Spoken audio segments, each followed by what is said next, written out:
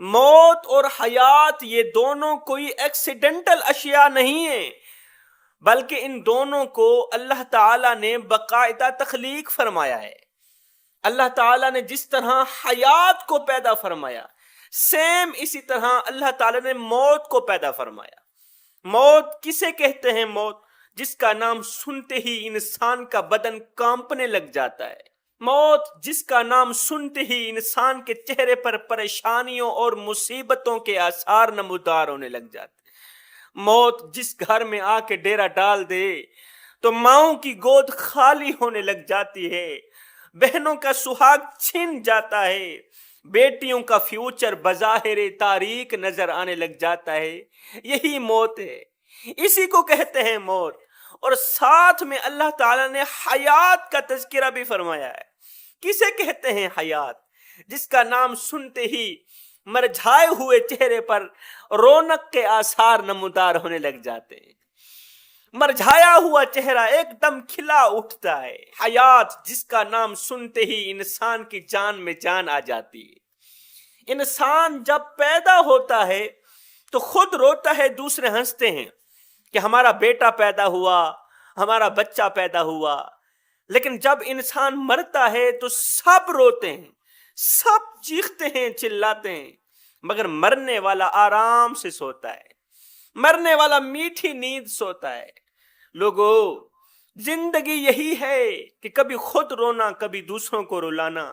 لیکن ہم جیسے کم عقل بندوں نے اس زندگی کا مفہوم بالکل ہی بدل دیا ہے۔ ہم کیا کہتے ہیں کہ زندگی اصل میں ہنسنے اور ہنسانے کا نام ہے، کہ زندگی میں ہنسو، ہنساؤ، عیش کرو، مزے لوٹو، انجوائے کرو، لطف اٹھاؤ۔ مولوی تو کہتے ہی رہتے ہیں کہ قبر میں یہ ہوگا، حشر میں وہ ہوگا۔ کیا ان مولویوں نے دیکھا ہے؟ اور بھائیو، مولویوں نے تو ہرگز نہیں دیکھا، مگر جس ہستی نے دیکھا ہے وہ ہستی جناب حضرت محمد مصطفیٰ صلی اللہ علیہ وسلم، جو اپنے صحابہ کو فرما رہے ہیں، صحابہ جو کچھ میں دیکھ رہا ہوں اگر تم ایک بار بھی دیکھ لو ساری زندگی چیختے رہو، اگر تم ایک بار دیکھ لو ساری زندگی چیختے رہو، خشیت الہی میں روتے رہو، تمہاری آنکھیں خون کے آنسو برساتی رہے، تم آخرت کی فکر میں لگ جاؤ، دنیا کو بھول جاؤ۔ اگر تم ایک بار بھی دیکھ لو۔ وہ ایک فقیر تھا، درویش، جس کے دل کا تعلق اللہ کی ذات کے ساتھ جڑا ہوا تھا۔ وہ ایک قبرستان سے گزرا نا تو اس نے رک کر فاتحہ پڑھی۔ فاتحہ پڑھنے کے بعد اس فقیر اللہ والے نے بلند آواز سے کہا، او قبرستان والو، کتنے خوش نصیب ہو تم کہ بڑے مزے کی نیند سو رہے ہو، سکون کی نیند سو رہے ہو۔ غیب سے آواز آئی، فقیر میاں، مزے کی نیند ہم نہیں سو رہے، مزے کی نیند تو آپ سو رہے ہیں، ہم تو یہاں سونے کی سزا بھگت رہے ہیں۔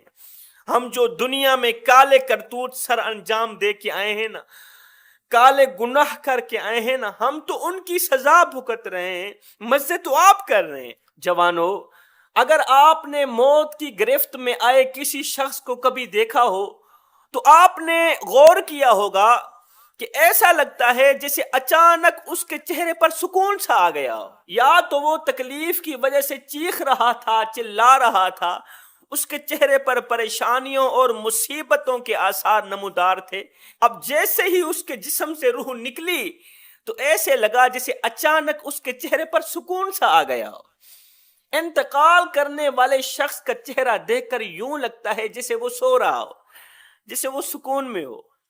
حضرت امام باقر رضی اللہ تعالی عنہ فرماتے ہیں موت کے وقت چہرے کا چمکنا، موت کے وقت روح کا آسانی سے نکلنا، آنکھوں سے آنسوں کا نکلنا، یہ مرنے والے کی مغفرت کی علامت۔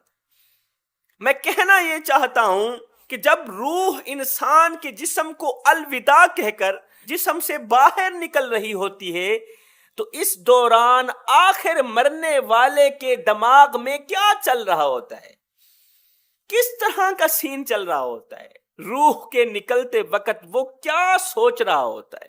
حضرت امام جعفر صادق رضی اللہ تعالی عنہ کے پاس ایک شخص آیا، کہنے لگا، حضرت میرے ایک رشتہ دار انتقال کے قریب بہت ہی زیادہ تکلیف میں تھے، انتقال کے قریب بہت ہی زیادہ تکلیف میں تھے، لیکن مرنے کے بعد ان کا چہرہ چمک رہا تھا، 14ویں رات کے چاند کی طرح چمک رہا تھا، اس کے چہرے پر نور ہی نور تھا، اس کی آنکھوں سے آنسو نکل رہے تھے، اس کے چہرے پر نور ہی نور تھا، وہ کلمہ شہادت پڑھتا ہوا اس دنیا سے رخصت ہو گیا، کلمہ پڑھتا پڑھتا اس کی روح نکل گئی۔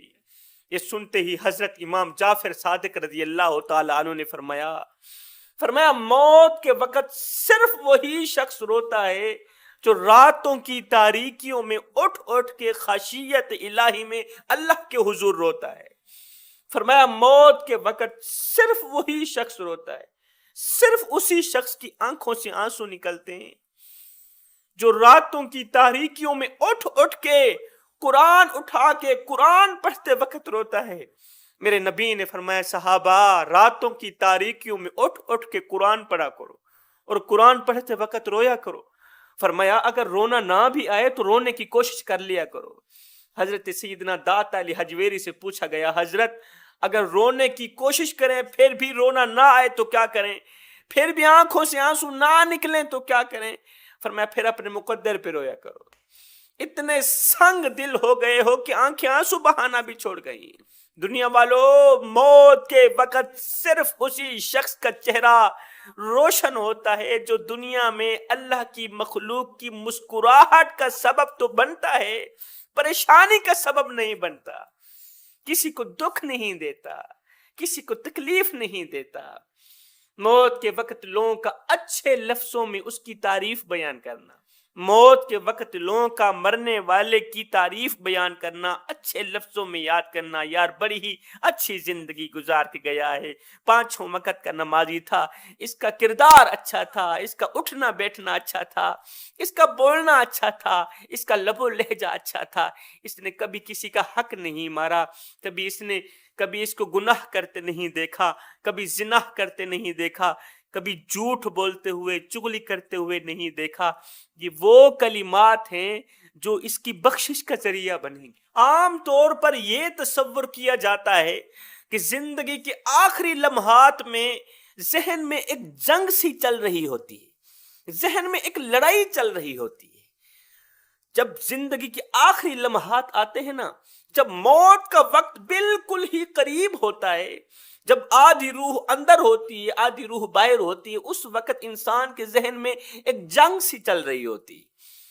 لیکن کیا ایسا بھی ممکن ہے کہ جسم موت کو خوشی خوشی گلے لگاتا ہو، انسان کی باڈی موت کو خوشی خوشی گلے لگاتی ہو؟ کیا ایسا بھی ممکن ہے؟ دنیا میں صرف ایک ہی جسم موت کو خوشی خوشی گلے لگاتا، دنیا میں صرف ایک ہی انسان کا جسم ہے جو موت کو خوشی خوشی گلے لگاتا ہے، موت کو قبول کرتا ہے، موت کو ویلکم کرتا ہے، کیونکہ اسے اللہ کے حضور زیارت کرنے کی بڑی تمنا ہوتی، کیونکہ یہ وہ شخص ہوتا ہے جو اللہ کے دیدار کا منتظر ہوتا ہے۔ حضرت سیدنا علی المرتضیٰ شیر خدا کرم اللہ وجہ الکریم سے کسی نے پوچھا کہ حضرت وہ کون سے لمحات ہیں جن سے ہمیں محسوس ہونے لگتا ہے کہ یہ لمحات ہماری زندگی کے آخری لمحات ہیں؟ فرمایا اے بندہ خدا، موت کا